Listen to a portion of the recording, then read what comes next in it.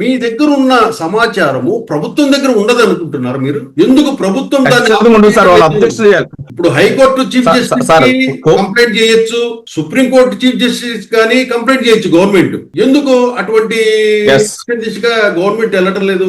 Sir ఇప్పుడు చట్టం మీద అవగాహన కలిగిన ఒక న్యాయవాదిగా నేను మీకు ఫ్యాక్ట్ చెప్తాను. మీ దృష్టి అంటే మీ ద్వారా ఈ సమాజానికి ఒక ఫ్యాక్ట్ చెప్తాను సార్. ఇప్పుడు కోర్టులో ఒక పిటిషన్ నేను వేసానంటే కోర్టు ఎంతవరకు చూస్తుంది?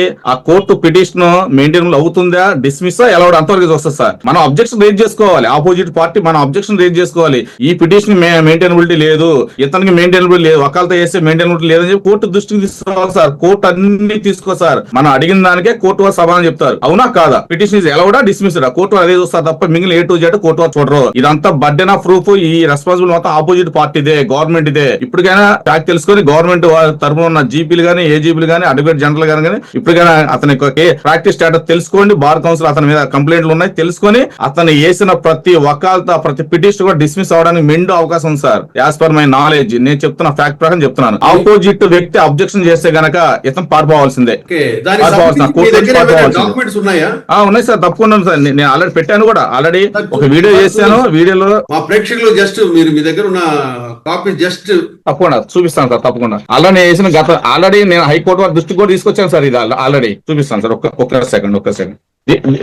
This is enrolment details sir. మీకు వాట్సాప్ పెడతాను, మీకు నేను వాట్సాప్ పెడతాను. Enrolment details sir. అతని యొక్క enrolment details AP/755 of 2024 year below status is NOPCP sir. Status is NOPCP sir. ఇక్కడ చూడండి సార్. ప్రజెంట్ నేను I have taken this document from the official website of AP bar council Amaravati sir. ఇప్పుడు still COP NPA నడుస్తుంది సార్. This is the document proof right now in my hand sir. అసలు bar council రాకుండా తప్పించుకొని తిరుగుతున్నారు sir ఇతను. Bar council complaints ఉన్నాయి against జాడా Shravan Kumar మీద. ఎందుకంటే జాడా శ్రవణ్ కుమార్ ని నమ్మి కొంతమంది క్లయింట్స్ కేసులు ఇస్తే వాళ్ళ దగ్గర డబ్బులు కూడా తీసుకొని నమ్మద్రోహం చేస్తూ ఆపోజిట్ వాళ్ళకి ఆ కేసు అమ్మేస్తాడు. సార్ రీసెంట్ ఒక కేసు చెప్తాను సార్. నాకు ఒక్క నిమిషం టైం ఉండే. రీసెంట్ ఒక కేసు సార్.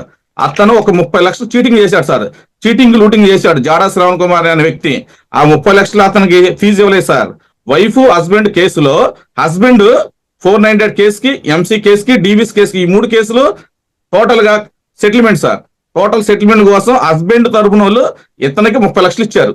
పాపం అతను ఏంటంటే SBIలో లోన్ పెట్టుకున్నాడు. 10 సంవత్సరాలు EMI కట్టుకోవాలి అతను ఆ 30 లక్షలకి. ఇప్పుడేమంటాడు, 30 లక్షలు తీసుకొని నేను తీసుకోలేదు అంటున్నాడు. 30 లక్షలు మీరు నాకు ఇవ్వలేదు, తీసుకోలేదు అన్నారు. వాళ్ళు they ready to file the petition before the bar council of Andhra Pradesh sir. ఇది రీసెంట్ జరిగిన cheating looting sir by the Jada Shravan Kumar sir. ఇలా